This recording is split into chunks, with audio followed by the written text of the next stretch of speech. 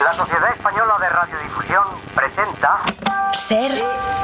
¡Viva la radio! Podcast. Siempre.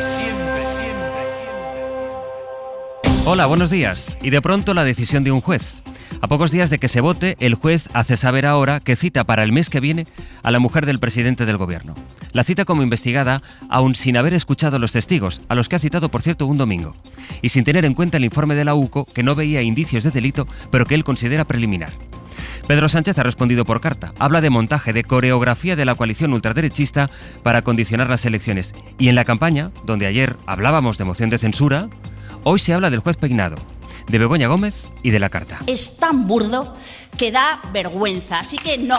Nosotros vamos a defender el funcionamiento de la democracia, a nuestro presidente legítimamente elegido, el orden constitucional, su honor, su dignidad, su esfuerzo por una España de progreso. La segunda dosis del melodrama del señor Sánchez, que es un insulto otra vez a los jueces, a los medios de comunicación y a la inteligencia de los españoles. Lo que sabemos de momento en plena campaña es que la denuncia de cortas y pegas de Manos Limpias, cuyo promotor admitió que no sabía si contenía información verdadera o falsa, sigue su curso con el aval limitado de la Audiencia de Madrid, que habló de denuncia deslavazada, con el argumento del juez de que quiere evitar que se estigmatice a Begoña Gómez. Esa es la razón que esgrime este juez, que se saltó su propio secreto de sumario y que es quien está manejando los tiempos de este proceso. Esta es la secuencia de lo que ha ocurrido en este país en estas últimas horas, que son horas de campaña electoral. Pedro Jiménez, buenos días. ¿Qué tal, Sastre? Creo que hemos perdido la comunicación con Pedro. Sí, pues en lo que intentamos recuperarla, vamos a la parte política. Guillermo Lerma, buenos días. ¿Qué tal? Buenos días, Sastre. La parte política es esa carta de la que hablaba yo ahora en la entrada, la carta a la ciudadanía que envió Pedro Sánchez, el formato que escogió de nuevo para anunciar que se tomaba 5 días de reflexión y que se tomaba de nuevo, ayer decía, para hablar de montaje Zafio Guille para intentar quebrarle. Sí, es en esa carta donde por primera vez el gobierno carga contra el juez que investiga a la mujer del presidente. Hasta la publicación de la carta, el Ejecutivo no había querido moverse de esta respuesta de la portavoz del gobierno, Pilar Alegría. Este gobierno conoce perfectamente la separación de poderes y respeta, como no puede ser de otro modo, por supuesto, al Poder Judicial. Ahora bien, les traslado mi extrañeza por la casualidad. Pedro Sánchez eleva el tono contra el instructor, al que acusa de saltarse una regla no escrita en la práctica jurídica, que es la de no dictar resoluciones que puedan condicionar una campaña electoral. Eso no se ha respetado esta vez, insiste el presidente, que alinea al juez con la estrategia de PP, Vox y las asociaciones ultraderechistas. Todo con un propósito, según él, interferir en los comicios del domingo y dañar a la coalición. Ante ese intento, el jefe del Ejecutivo pide a la ciudadanía responder con votos en las urnas a Feijóo y Abascal. Lo que busca el Ejecutivo es que la citación de la mujer del presidente se convierta en un revulsivo para ir a votar. Hay miembros del Ejecutivo que esperan que esto se convierta también en un boomerang para la derecha. Nos moviliza esto, insisten desde la dirección del partido en la sede de Ferraz. Esta es una de las patas políticas, luego están las reacciones, ahora lo mencionaba Guille, por una parte del Partido Popular. También es interesante saber cuál es la reacción del otro socio del gobierno, de Sumar, pero antes que eso creo que está ya por ahí Pedro Jiménez. Hola Pedro, buenos días. ¿Qué tal, Sastre? Buenos días. Porque contigo quiero resolver, además en formato pregunta-respuesta, algunas preguntas clave que nos sugieren, se nos abren a partir de la decisión del juez que conocimos ayer. Empezando por eso, los tiempos. Pedro, ¿por qué ahora? Pues el juez considera que el auto de la Audiencia de Madrid le da alas para tomar esta decisión porque respaldó los indicios de delito. Lo que no dice el juez es que ese auto también le conminó a no realizar investigaciones prospectivas en base a una denuncia que tú has recordado que ellos calificaron de deslavazada. Por eso le acotó la investigación a una parte de las 3 que se presentaron y además afeó al juez que decretara el secreto de la causa. Este auto, Sastre, y la necesidad de agilizar la investigación, según sus propias palabras, le llevan a citar a Begoña Gómez el 5 de julio. No lo ha hecho antes, dice, para evitar estigmatizarla. La imputación es por tráfico de influencias y corrupción en los negocios. Tráfico de influencias es el delito que apuntaba la denuncia del pseudosindicato Manos Limpias, la inicial, la que se basaba en bulos y recortes de prensa, alguno falso.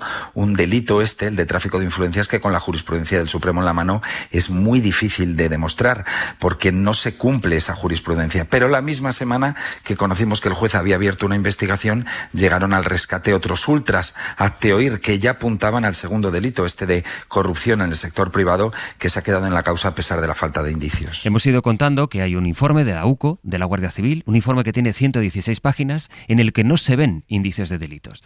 La pregunta aquí, Pedro, es, ¿este informe, como dice el juez, es preliminar? Bueno, vamos a ver, esto hay que aclararlo porque la Guardia Civil ejerce las funciones de policía judicial en esta causa y a lo largo de esta causa y de cualquiera elaboran muchos informes.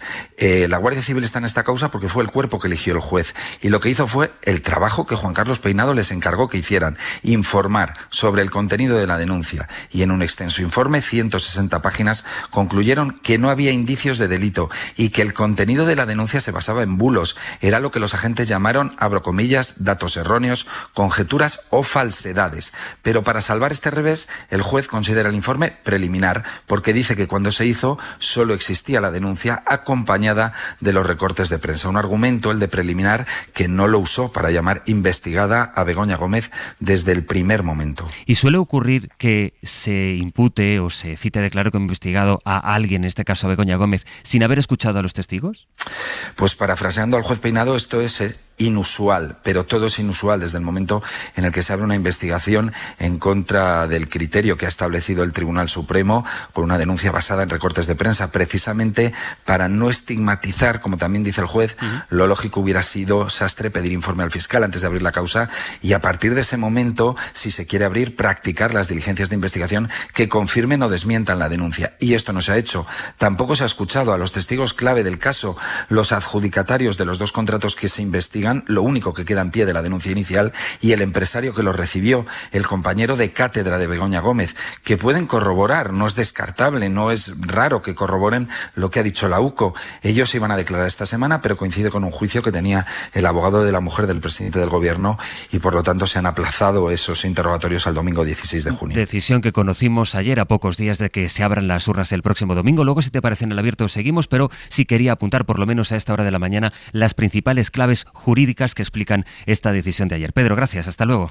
Un abrazo. Hemos situado ya cuál es la reacción que expuso el presidente del Gobierno con esa carta que conocimos poco antes de las 8 de la tarde. Ana Fernández Vila, buenos días. ¿Qué tal? Buenos días, Sastre. Cuando publicó la primera carta, Sánchez tuvo, aunque con críticas, el apoyo de sus socios de Gobierno y esta vez ha sido distinto porque Sumar, en plena pugna electoral con Podemos, pone, digamos, Ana, más distancia con Pedro Sánchez. Sí, Sumar tiene claro que no le va a apuntalar al PSOE su estrategia electoral contra la derecha, aunque sí cuestionan la decisión del juez de imputar a Begoña Gómez en plena campaña. A la vez han redoblado sus críticas contra el presidente por esta nueva carta y le reprochan que siga sin proponer nada. Lo decía ayer Estrella Galán en Hora 25. Sigo sintiendo que las cartas son como un canto al viento, pero que no nos llevan a medidas concretas.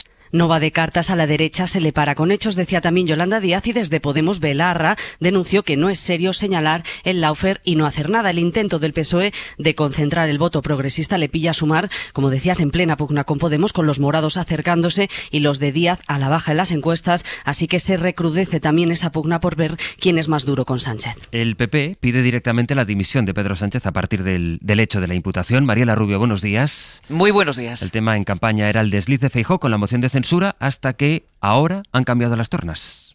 Sí, para el PP la citación de Begoña Gómez en esta cuenta atrás electoral es un balón de oxígeno para una campaña que se les estaba torciendo.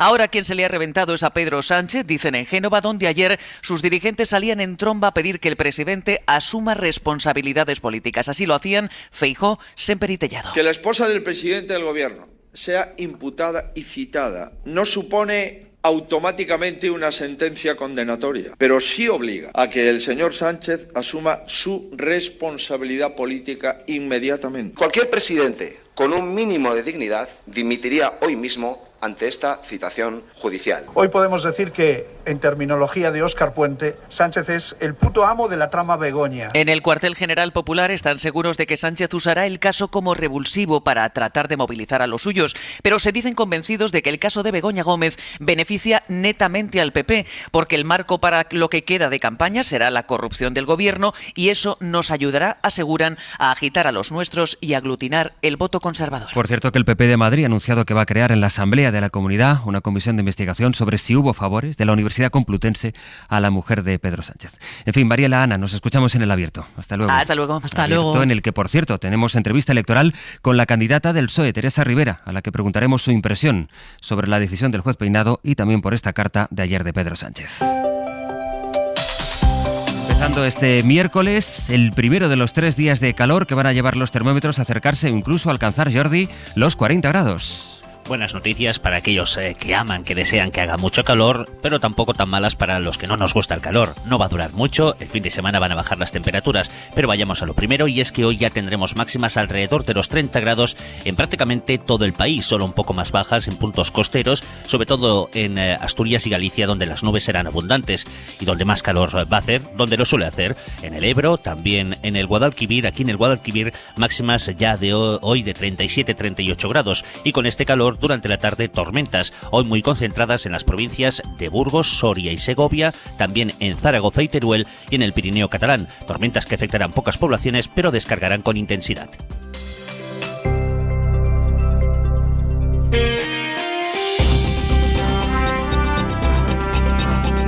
Según avanza la investigación, más claro está que el tráfico de drogas está detrás del asesinato, ayer en Madrid, del hermano de Begoña Villacís. Hay una mujer detenida por el tiroteo mortal y se está buscando en este momento a 2 personas más, Alfonso Gea. La investigación del Grupo Quinto de Homicidios de la Jefatura Superior de Policía de Madrid avanza a pasos agigantados. Se confirma ya que la mujer detenida forma parte de un clan familiar que reside en la provincia de Toledo, un clan familiar dedicado al tráfico de drogas, que pretendían vengarse, y lo han logrado, de Borja Villacís por deudas en la venta de estupefacientes. En el interior del vehículo en el que viajaban los agresores se encontraban esta mujer, que ya está detenida, uno de sus hijos y otro familiar. Estos 2 varones todavía están huidos, pero ya han sido identificados por los agentes. Ellos han sido presuntamente los que han abierto fuego con un arma de guerra del calibre 7,62 y con una escopeta de caza. De hecho, los perdigones de este arma larga son los que han herido al compañero del asesinado. El vehículo de los agresores era alquilado ayer por la mañana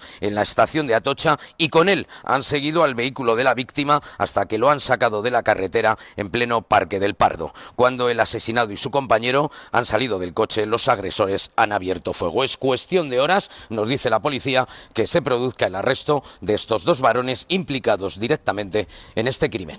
Estos días hemos hablado, además, varias veces de ciberataques contra grandes empresas españolas y de cómo los expertos se quejan de la facilidad con que muchos delincuentes digitales consiguen datos de los clientes. A la semana, las empresas españolas reciben de media más de 1.000 ataques y en 6 meses este tipo de agresiones ha crecido un 25%. La pregunta es: ¿qué sectores son los más perjudicados? ¿Qué información se busca más? Bueno, pues los sectores son la sanidad y la educación. Karima Garbi. Las empresas españolas reciben de media 1.133 ataques cada semana. Eso significa cientos de intentos diarios detectados, según la empresa de ciberseguridad Checkpoint. Una nueva tendencia que han detectado es que los ataques a grandes empresas, como los que se han conocido en las últimas semanas, se hacen a través de empresas más pequeñas y que dan servicio a estas grandes. Eusebio Nieva es director técnico de Checkpoint. Como están mucho más blindadas esas empresas, al final son más difíciles de atacar. Y así el sitio más débil es, en vez de atacar a la gran compañía, es a la socia de esa gran compañía que tiene menos medidas de seguridad. En España, los sectores más afectados son la sanidad, la educación y las telecomunicaciones, y la previsión es que vayan a más a medida que se elevan las tensiones internacionales. Además, apuntan que no solo aumentarán los robos de datos para ganar dinero, sino que también aumentarán los ataques contra organismos e infraestructuras para dejarlos inutilizados. En el mapa para entender el mundo. La que, según la prensa de Estados Unidos, es la decisión más dura sobre la inmigración que ha tomado un presidente demócrata. La ha tomado Biden en plena carrera con Trump para restringir el derecho de asilo a las personas que entren en el país a través de la frontera con México. Además, va a acelerar las deportaciones. Corresponsal en Washington, Sara Canals. Sí, una medida que solo se va a revertir cuando los cruces ilegales desciendan a los 1.500 al día, algo que no ocurre desde 2020, aunque habrá excepciones. No se expulsará, por ejemplo, a menores no acompañados o a víctimas de tráfico de personas. El presidente Biden asegura que ha recurrido a esta norma por culpa de los republicanos que, influenciados por Donald Trump, han tumbado una ley que contempla más dinero y más personal en la frontera. Insisten que Trump no quiere solucionar esta crisis, sino tener un motivo para atacarle. La medida, sin embargo, es polémica. Algunos demócratas temen que fomente el caos, otros las consecuencias humanitarias que podría conllevar, y los republicanos la tachan de insuficiente, de tardía y de electoralista. Biden sabe que tenemos un debate en 3 semanas. Decía Donald Trump, que ayer volvió a hablar de una invasión de terroristas y tachó la medida de floja y de patética. Y por otro lado, varias asociaciones ya han anunciado que llevarán la medida a los tribunales, y el gobierno dice estar preparado para lidiar contra cualquier denuncia. El calor en la Tierra provocado por los humanos aumenta más deprisa que nunca. Hasta 2023 la temperatura ha subido de media 1,3 grados por culpa de la contaminación, y a este ritmo, dice un estudio, nos quedan solo unos pocos años antes de que sea inevitable sobrepasar el límite que marcan como peligroso los científicos, los 1,5 grados. Javier Gregory. El calentamiento provocado por los seres humanos está ya aumentando a un ritmo sin precedentes en los registros históricos. Esta es la advertencia del segundo informe anual de indicadores del cambio climático que ha realizado 50 destacados investigadores y que ha dirigido la Universidad Británica de Leeds. Según esta nueva investigación internacional, esta tasa récord de calentamiento es causada directamente por las emisiones de gases de efecto invernadero, que son muy altas, equivalen ya a 53.000 millones de toneladas de CO2 por año.